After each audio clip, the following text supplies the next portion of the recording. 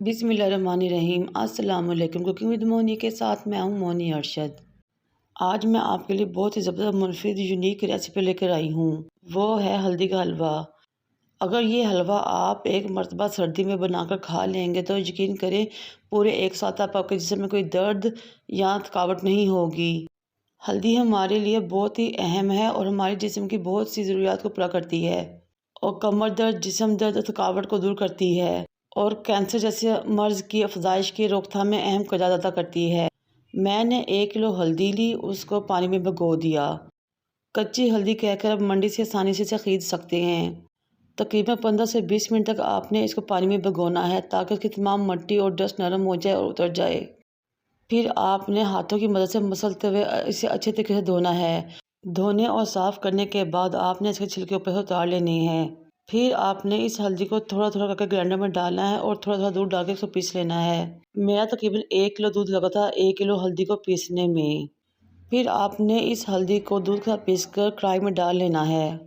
मैं यहाँ पर एक अहम टिप की बात आपको बताती हूँ। अगर जब भी आपकी हलवा बनाएं तो हमेशा इसको नॉन स्टिक बर्तन में पकाएं, क्योंकि नॉन स्टिक में हलवा पकाते हुए नीचे नहीं लगता, जबकि पीतल या किसी दूसरे बर्तन में हलवा बनाए तो वो नीचे लग जाता है। और नॉन स्टिक बर्तन में तो बहुत ही ज़बरदस्त मज़ेदार और बगैर लगे बहुत ही टेस्टी हलवा रेडी हो जाता है। मैंने फिर इसमें 1 पाव देसी घी गर्म करके शामिल कर दिया। 1 किलो हल्दी के लिए आधा किलो देसी घी बहुत परफेक्ट है। 1 पाव मैंने हल्दी को भूनते हुए घी इसमें शामिल किया था। हल्दी के अंदर दूध को खुश्क करने में और मुझे घी डाल के हल्दी की बुनाई करने में तकरीबन आधा घंटा लगा था। ये देखिए, जैसा कि आपको नज़र आ रहा है, माशाल्लाह बहुत ही ज़बरदस्त तरीके से मेरी हल्दी की बुनाई हो रही है। और जैसे जैसे हल्दी भूनती जा रही है घी छोड़ती जा रही है और बहुत ही ज़बरदस्त खुशबू आ रही है।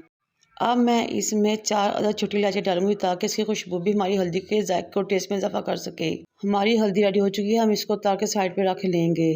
अब हम एक और कढ़ाई में 1 पाव घी शामिल करेंगे और इसमें 5 से 6 हरी इलायचियाँ कड़कड़ा लेंगे। फिर इसमें आधा किलो सूजी छानकर शामिल कर देंगे, उसकी भी धीमी आंच पे बुनाई करेंगे। 1 किलो हल्दी में आधा किलो घी और आधा किलो सूजी परफेक्ट कॉम्बिनेशन है। अब सूजी की बुनाई हो जाएगी तो हमने इसके नीचे आंच बिल्कुल दाम वाली कर देनी है। फिर इसमें आधा किलो चीनी शामिल कर देनी है। चीनी को मिक्स करने के बाद वो हल्दी जो हमने देसी घी में भून कर रखी थी इसमें शामिल कर देंगे। हल्दी को इसमें शामिल करने के बाद तमाम चीज़ों को अच्छे तरीके से हमने वेल कंबाइन करना है और मुसलसल चम्मच हिलाते रहना है। लेकिन मैं बार बार आपको इस बात की ताकीद कर रही हूँ कि नीचे फ्लेम बिल्कुल लो रहेगी, यानी कि दम वाली रहेगी।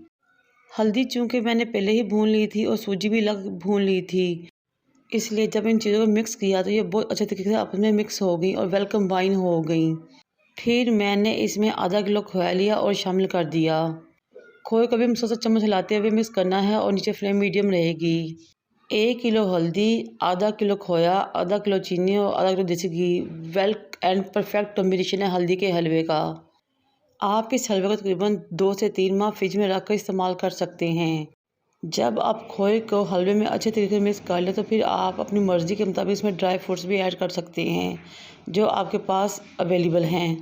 अगर आप मेरे बताए गए तरीके के मुताबिक हलवा तैयार करेंगे तो ना तो ये नीचे लगेगा और बहुत ज़बरदस्त बुनाई होगी इसकी। जिस तरह की आपको नज़र आ रहा है किनारे छोड़ छोड़ के ये पकेगा। ये देखें माशाल्लाह बहुत ज़बरदस्त तरीके से हमारा हलवा रेडी हुआ था और बहुत ही ज़्यादा खुशबू आ रही थी। आप नाश्ते में एक छोटी प्याली हलवे की खाएं दूध या चाय के साथ, तो यकीन करें आपके जिस्म की तमाम दर्दें और थकावट और परेशानी ख़त्म हो जाएगी और बढ़ती हुई उम्र में तो ये और भी ज़्यादा फ़ायदा देता है। ये एक बहुत ही मुनफरिद और मेरी घर की आजमाई हुई रेसिपी है। हमारे घर में हर सर्दियों में ये हलवा लाज़िम बनाया जाता है बिल्कुल इसी तरीके के मुताबिक। आप इस हलवे को इस रेसिपी के मुताबिक बनाइएगा और मुझे अपने फीडबैक से आगाह कीजिएगा। इस हलवे का हर लिहाज से फ़ायदा ही फ़ायदा है, नुकसान कोई भी नहीं। मुझे और मेरे वालिदैन को दुआ में याद रखें। अल्लाह हाफिज़।